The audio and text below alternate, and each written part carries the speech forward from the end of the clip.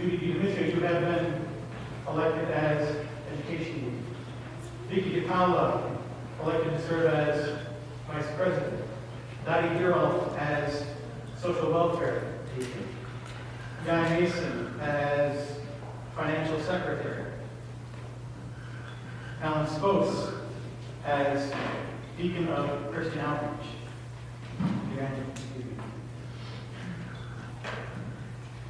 Karen Smith as Treasurer of the congregation. David Belliver as Stewardship Deacon. David Schrum as Worship Deacon. Steve Firo, Parish President. You have all been chosen to fill specific offices and positions of responsibility at Cheshire Lutheran Church. I therefore ask you, do you accept the positions entrusted to you?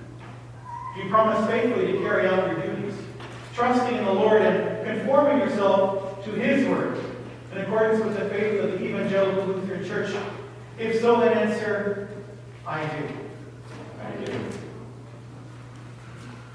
Brothers and sisters in the Lord, members of this congregation, you have heard the promises of faithfulness spoken by these men and women, whom you have selected to serve as officers and deacons of Cheshire Lutheran Church.